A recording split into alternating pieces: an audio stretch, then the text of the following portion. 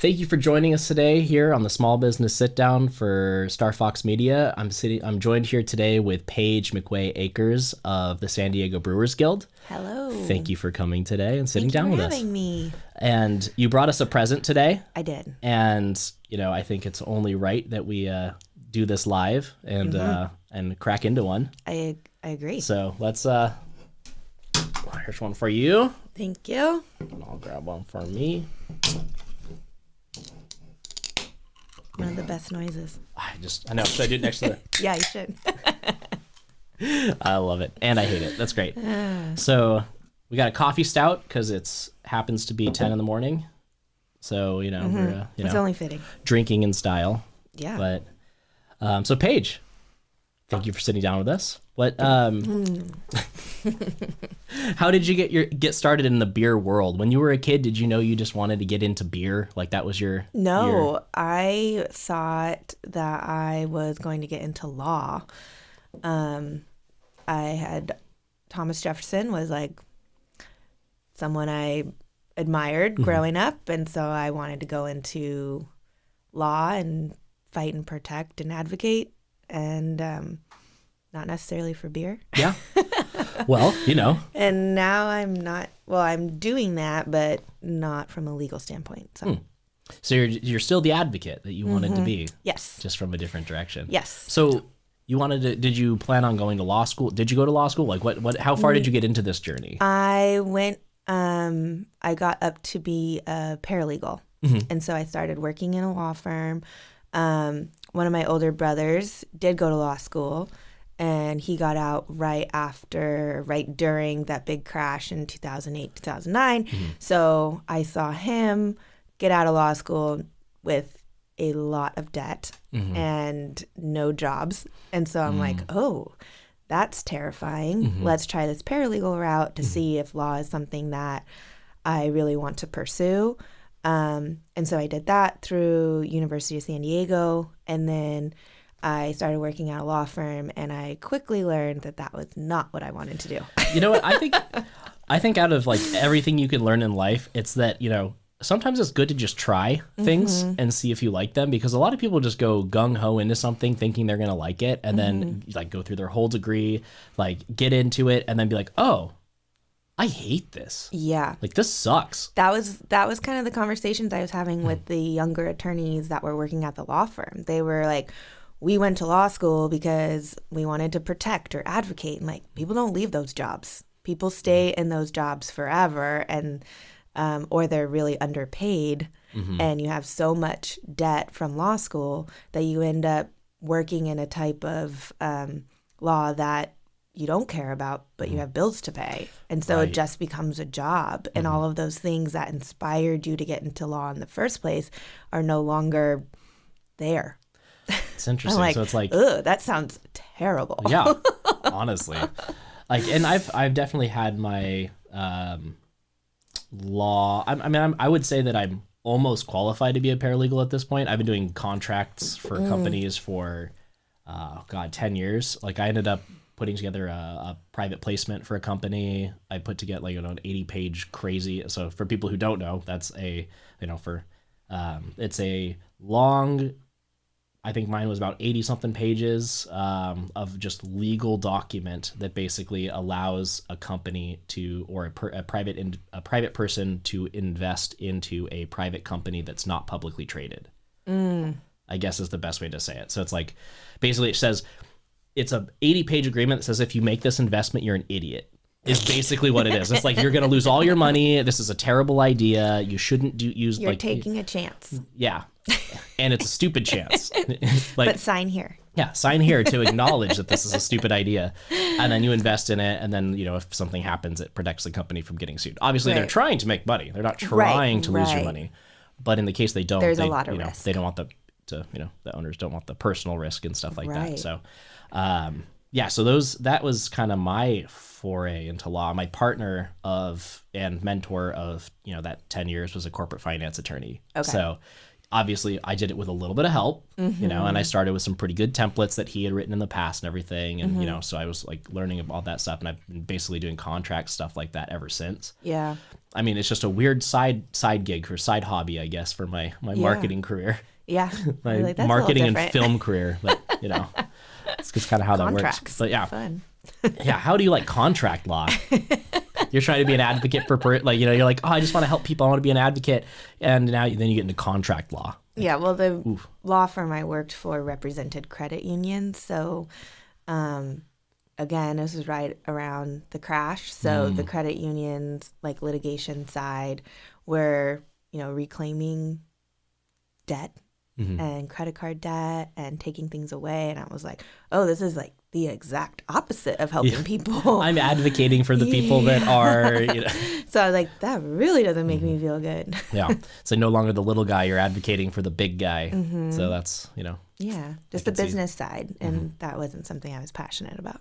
Yeah. So after going to school as a paralegal, working there for a little while, like, what was the next step in your life? Like, where did you kind of transition from there? Actually, from the paralegal position, I ended up going to the guild. So, wow.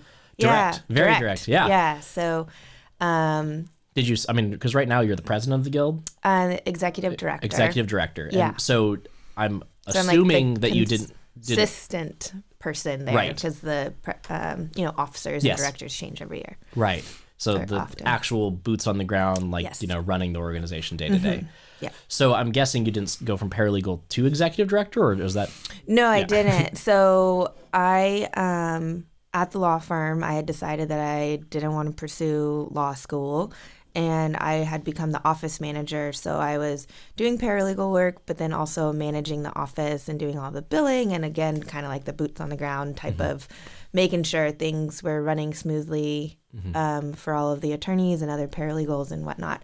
And so there wasn't a lot of mobility at that law firm for me anyways. And so then I started, kind of had that internal dialogue of like, what do you want to do? Yeah. Is this what you want to do for the rest of your life? Exactly. And if you do have a choice, what do you want to do? And that's kind of when I did that self-reflection of, I want to work in something that I care about or that has positive impacts on my community or my neighborhood, those types of things. And while I was in college, and I went to San Diego State, and I was living kind of in the college area, and then I had moved to the North Park area.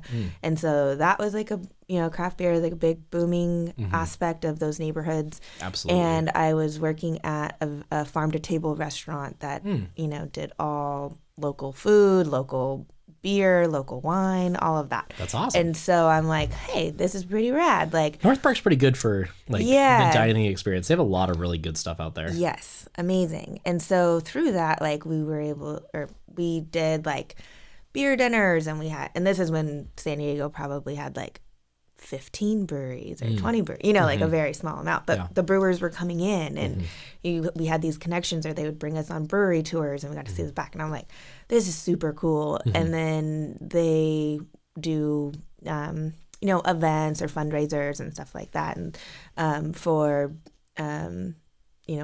things that they care about in their community, whether they're partnering with a nonprofit or they're donating to an environmental organization because the environment is one of their pillars of their company or whatever. And so I'm like, okay, so this is beer, but it's definitely way more than that. So while I was at the law firm, I'm like, okay, like, this is super cool, and I want to be a part of it. And so I started looking through job boards for available positions.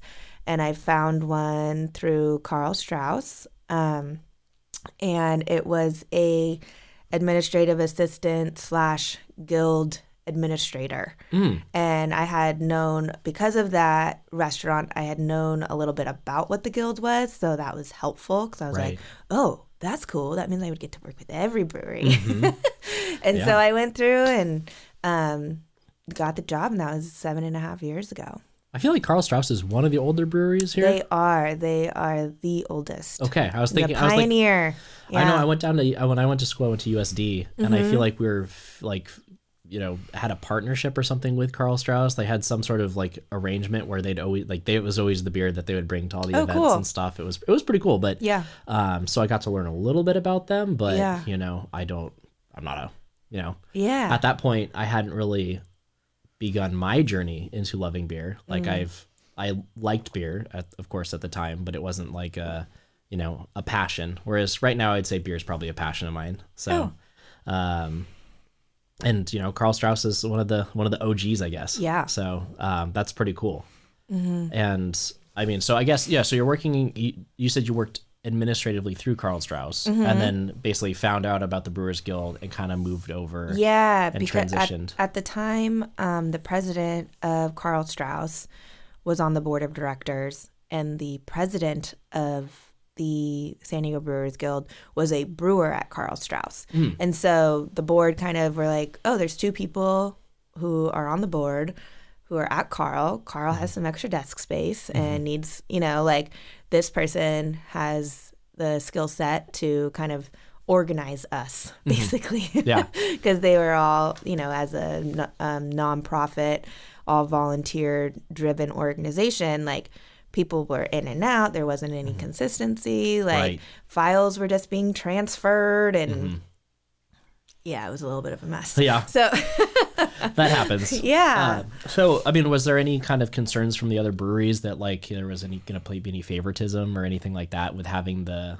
guild at one specific brewery, or was it pretty like No, I think they were really thankful that Karl opened up space to made it possible to have for the guild to really kind of grow and exist in the first place. Yeah. Cool. And it's nice Karl to see. was really sensitive to the fact, like trying to made sure when we were working on things, like make sure everybody knows they're invited, or make sure like that type of thing. Like don't just ask us, make sure you're asking everybody, and that kind of thing. Because again, we didn't want to show any sort of favoritism because that's where I was physically located. And so that was definitely a sensitivity. Yeah. I mean, and it's I don't know if this is true, but I get the feeling from the beer industry in San Diego that they don't feel as competitive as like I would expect, a kind of a semi-impacted industry like in an area. Like again, like this one, I guess this is a collaboration with a coffee company, which is really good, by the way. This is probably going to be my love this one. This is going to be my new coffee stout. I think that's great. Your morning coffee. You know what? Starbucks, step aside. You're like, Coronado I like Brewing. Cold brew. Yeah, I mean I do. I get cold brew every morning, so it's like cold brew. Cold brew beer. That's the best. It's the best of both worlds. Yep. So, I mean, I've been to a lot of breweries where they have collaborations with other breweries consistently. And it's not even just like the same brewery over and over again. They'll have collaborations with 5-6 different breweries at a time sometimes. Like at Belching Beaver, like they have one with Craft Coast. They're the great new spot. Yeah, it's a good. Tacos are good. Oh, I love. That was actually one of my friends started that too. It was actually. I went to high school and middle school with the older brother of one of the founders of it. So it was like he was like I was always at his house like hanging out with him and stuff. But sweet. He was the little brother. And then he ended up working at Pizza Port, doing a lot of. I know who you're talking about. So, he makes really good beer. He makes really good beer. I mean, as when I was hanging out when he was 7 years old, I didn't expect it, but who would have thought? But yeah, that place is and all the birria tacos, man. Ooh. Well done. Craft Coast, yeah. They did that's a good job. One. Yeah. Who opened during a pandemic, so. I know, props. And it's not like they even half-assed it, right? Like they didn't pick like a little spot in a business park. Like no, they're like, we're going to pick a place in downtown Oceanside right next to the pier. Like right. It's like I'm sure that was not a cheap location. I don't imagine. Yeah. So they went with all that development going around, like it was definitely a prime spot, and I think what they've done with the location and then on top of the beers and the food, like it's great. Yeah. I like really you go in and there's that little it looks like a little building inside the building with the taco where they make the tacos and stuff. So it's kind of cute. Super rad. Yeah. All right. So go there. yeah. Yeah, plug. Or Coronado. That's good too. Or Carl Strauss. Yeah, Which Carl other Strauss. one? Or Belgian Beaver. Or Belgian Beaver. Yeah, it's like how many? Oh my God. Well, maybe there's gonna be like a little counter in the corner every time we name a different brewery. We'll just like have it count up one. Yeah. Oh God. So, I mean, we kind of went into the how you got to the Brewers Guild, but how did you when did you develop your passion for beer and your love for it? It was definitely during that time that I was working at that restaurant.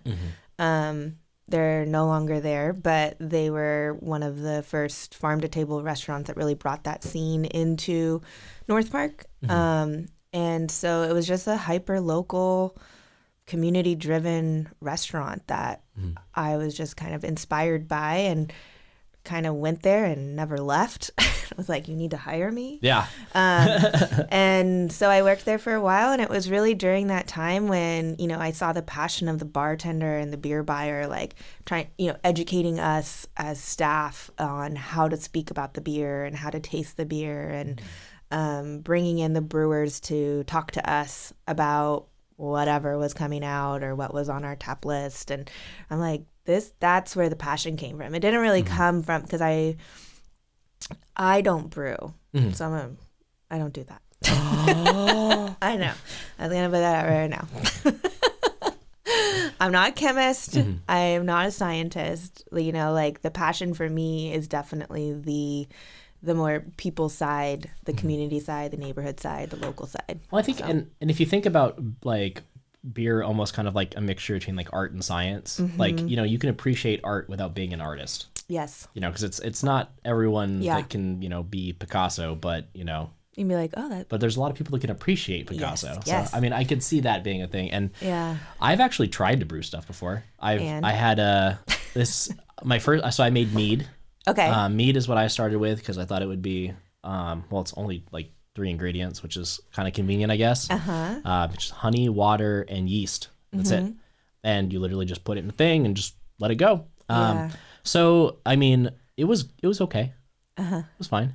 And then did you make it again? Yeah, so I did try to make it again. So I've only tried the new batch one time so far, and it was pretty good. But I was also a little inebriated when I tried it, so I have to try it again because. So your taste buds were a little off. Yeah, I'm not sure if it was good or not. It tasted good, but like you're like, well, I've had 4 beers. Yeah, let me try this now. It was not my first thing I drank that night. So, the first one I tried, I tried like 3 different little gallon bottles, like at the same time, like, that I made at the same time, and one of them I just made traditionally, like just with like those ingredients. One of them I tried to put I tried to put ginger in it. Okay. Because I was like, ooh, I love ginger beer and I like mead, and I feel like the sweetness from the mead and like the like kind of like spiciness like would go really well together. So I was like, that sounds really fun. I'm sure someone can make that good. It wasn't you. It was not I am not that person. I tried it and I was like, okay, so I'm getting all of the notes from the ginger that you do not want. So it basically tasted like ginger peel, like, that earthy, like not good flavor, and none of this fun, light, spicy kind of flavor. So I was like, this was terrible. So I dumped it all out. And it takes. But you just have to try. Yeah. That's the thing. It's like, that's the fun part, you know? And I think that's why you see collaborations and you see all of these like special releases that just have like weird, fun things. And you're like, whoa, why did they put that in a beer? And then you're like, try it. And you're like, oh, that makes sense. Yeah. Like, I did not expect that flavor. Seriously. Or whatever. And it's just kind of a fun. I feel like I've thing. had ginger mead that was good too. Like, I feel like I have tried that and been like, wow, this is really good since then, but I don't remember where. And so it's kind of sad. But I went to a couple meetings of, it was like the Home Brewer Association or something like that. I went to like 3 or 4 meetings with a friend, and then that was kind of what sparked I wanted to make mead, went to a couple meetings, and just like was hearing what other people made. It kind of was it like a mead homebrewer one, or was it like a beer? It was basically anything but beer. Was this one? So they basically focused on all the So they did like ciders, and I think they even did some wine. Like you could make your own wine. They did a lot of different things, but mead was one of the more important ones because I think it was at whatever that meadery in Oceanside is. Golden. It probably could have been Gold Coast or Golden, whatever that is. Something. Yeah. I can't remember. I forget. But they're not a brewery. It was a long time ago. No, it was. I can't remember. Yeah.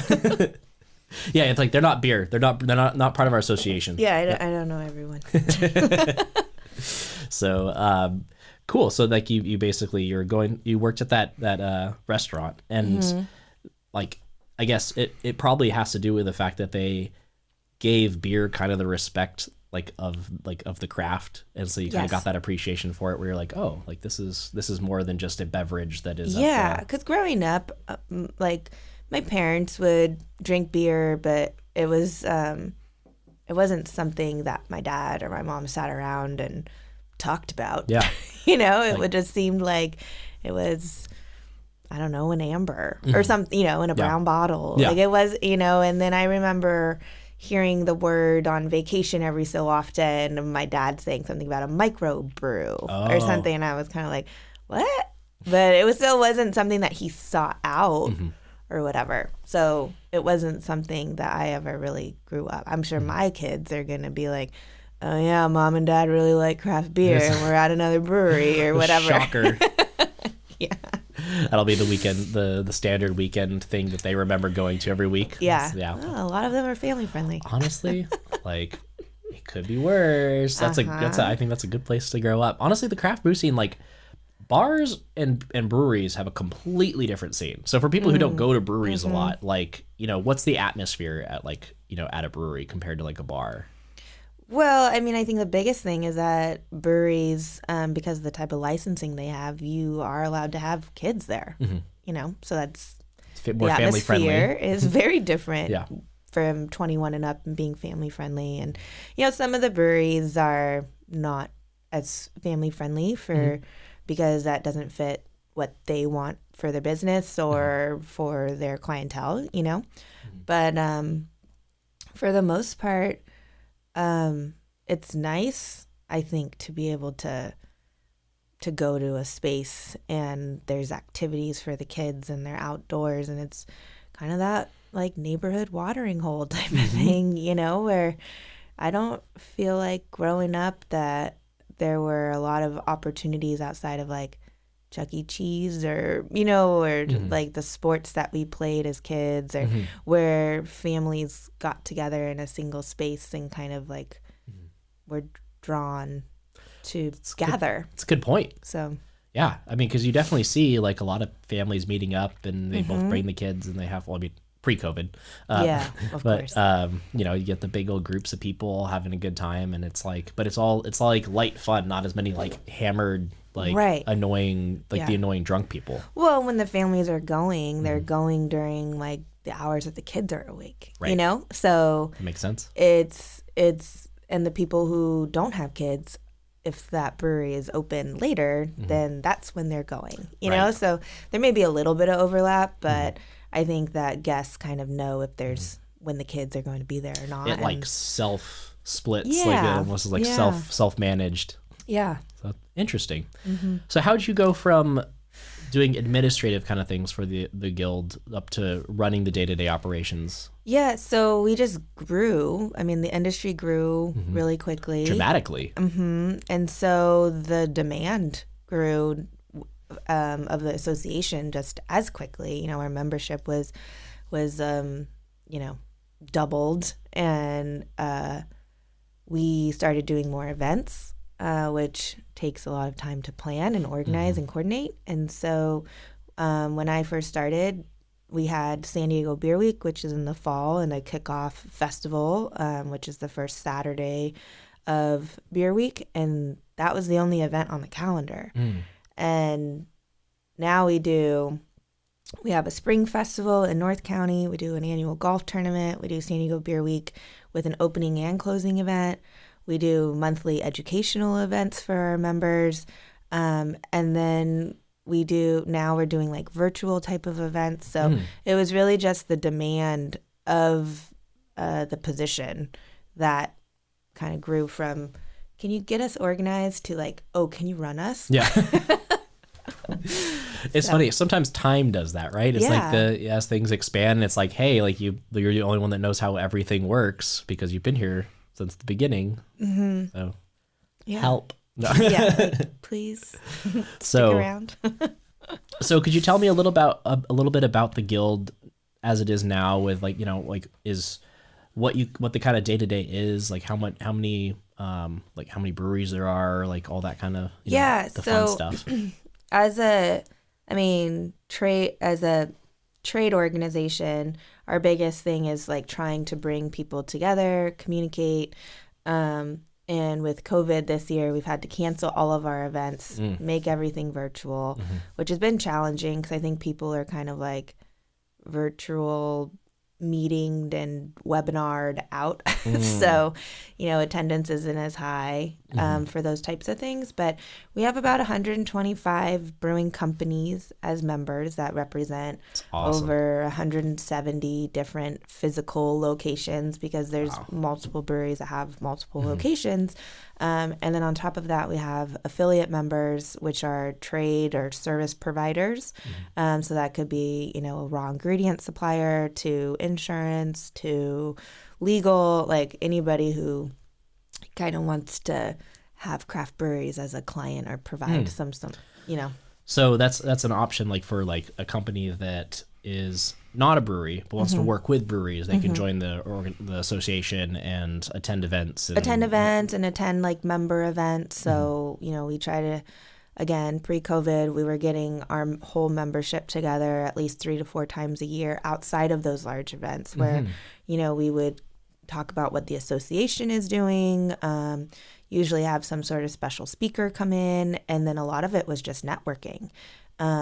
Because when the Guild first started in 1997, again, there were like 7 breweries or something. Yeah. A really small amount. And it was really easy to get those 7 people together. Yeah. And now with, our membership close to 200 businesses, like it's really difficult to have that connection that really started the Guild off in the first place.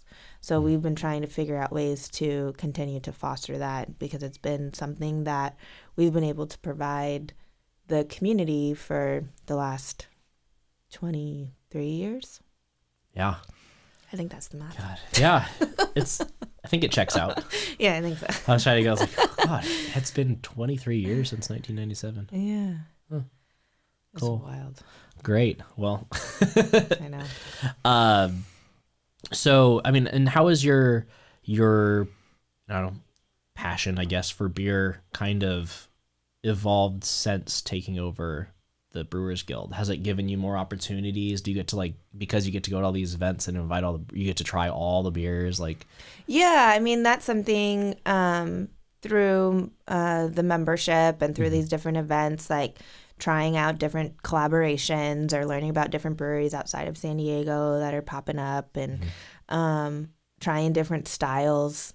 And it's really fun when you do a collaboration. So like every year for San Diego Beer Week, we do a collaboration with 8 breweries, and we kind of do this process where it's like the very first year we did it, we had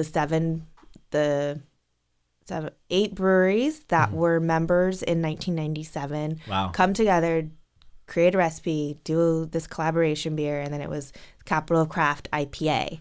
And so cool. Then the next year they kind of passed the baton and nominated the next round, and then we just passed the baton every year.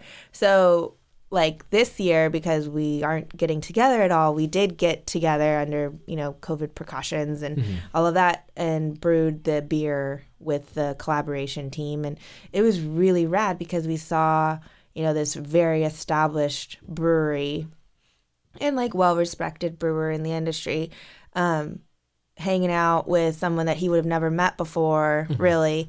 And that person's brewery had only been open for like 2 years, and he brought a bunch of beer and they were pouring it, and he was giving him his feedback. And it was like this really organic and authentic like mentorship. And that's so I'm cool. like, that's what I love about like bringing everyone together. And I think that's where my passion, I guess is like continued, because I see that and you're like, wow, this is really neat. It's such a cool industry. Like, again, like I don't want to like overdo it, but like, yeah, the collaborations and stuff. And like, there's plenty of industries where everyone just kind of is enemies, and, they need to win. They need to do like, and this would be in my mind, like if I was to like guess, I feel like this would be one of those industries just because there's, 200 in a city, right? Yeah. Like that's a lot of competition. And, if someone goes to one brewery, they can't be at yours and all that kind of stuff, but they don't do it. They don't like think that way. No. And a lot of times like people will, if they're at a brewery, like, hey, where else should I try?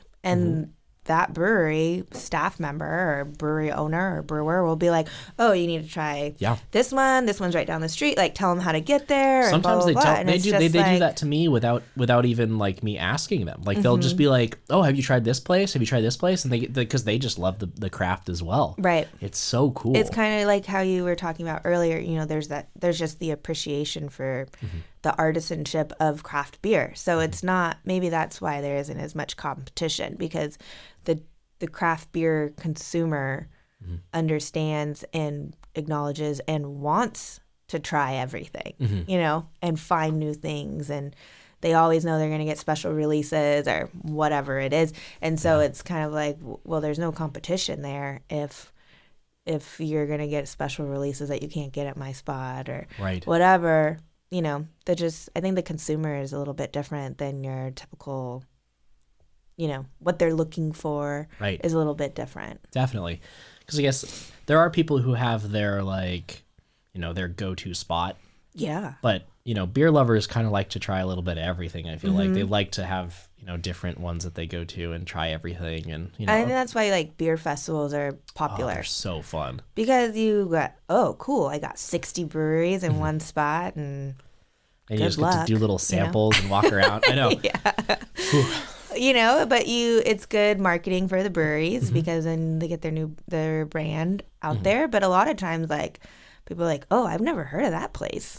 Or they're down in South Bay, but they're all up here. Or, like that sort of thing. It's like, oh, that makes me want to take a trip down to see them or see the other breweries in their region. Right.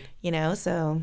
And I definitely, I'm a little guilty of that because I do like to support the Vista breweries because I'm around here. But that being said, like, it's so fun to take a trip down and like, and hit up some of the ones that you don't get to go to as often that you still love their beer. And that's just like, it's hard to do, but when you do it, it's just like, you just have such a good time. It's almost like when you do like the wine thing where you go to like 6 breweries or six vineyards in a day, and you like get on the party bus and like hit all of them up, and like you almost kind of do that with the breweries as well, and it's like such a good Brewery time. Tour.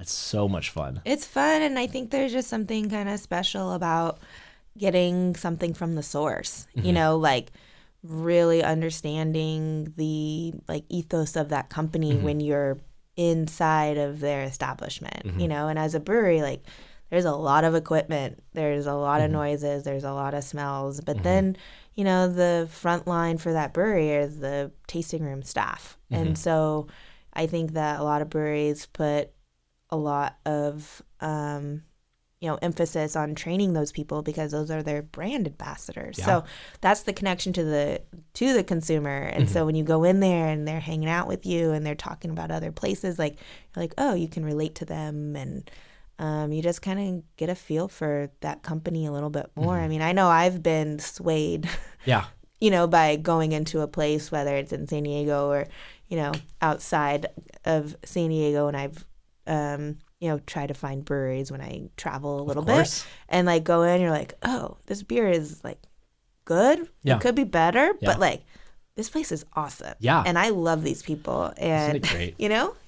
So, and I have a little bit of San Diegan pride too. Like when I go to, like I'll go to Europe, I'll be at the Cannes Film Festival, and I'll go to one of the big like places that has a lot of beer, and I'll see a couple San Diegan beers on it, and I'm just like, I feel so good. Like we did it. I've seen them I've seen San Diego beers in almost every country I've gone to. You go to Japan and you go to a place and they'll have like 8 beers, and one of them will be from San Diego. You're just like, that's so cool. Usually Stone or Ballast, of course, but like, they're still like big members of the brewery community here. And, most people from outside of San Diego would know those ones. They might not know the smaller micro ones that aren't distributed outside of the state or outside of the county.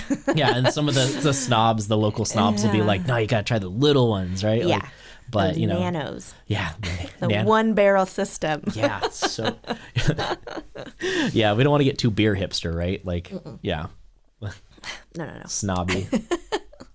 Yeah, so usually I like to ask something about, like, if someone was passionate about beer, someone like how would they get into this industry?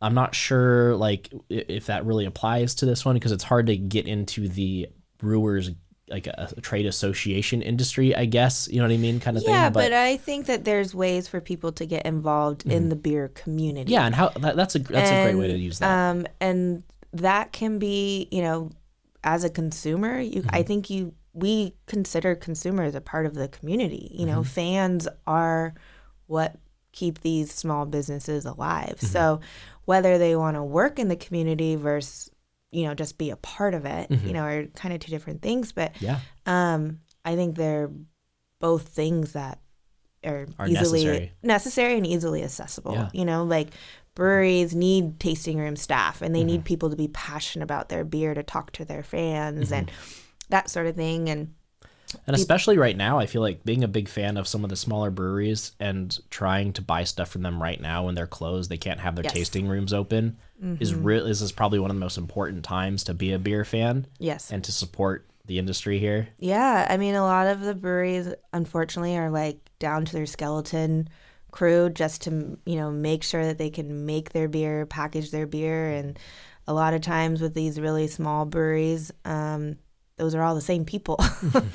And so, it's a really important time to, I feel like the message of supporting local, supporting small is being amplified this year more than ever, but it's also more true than ever. It's more necessary than ever. Yeah. So if we really do want to keep these businesses that, pump money into our economy and provide jobs and provide places for families and single people and, just these welcoming hubs of your neighborhood and your community, if we want to keep those places around, like we need to help them stick around, and buying to-go beer and buying some merch or buying a gift card or something like that is so important right now. Yeah.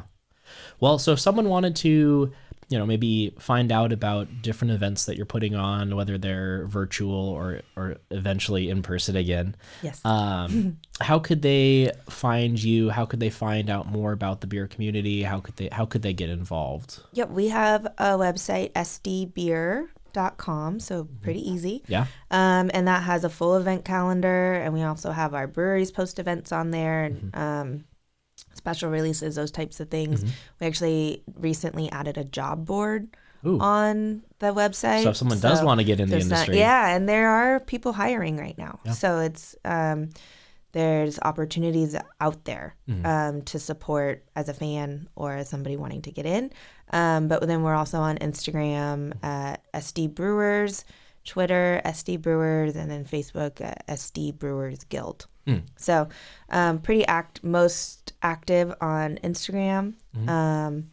But yeah, we've got the website that has a bunch. That's great. A bunch of stuff.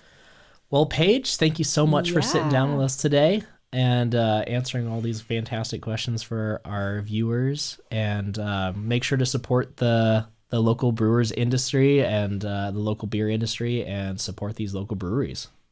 Thank you. Thank you. Cheers. Yes. Oh, yeah. Cheers. Cheers.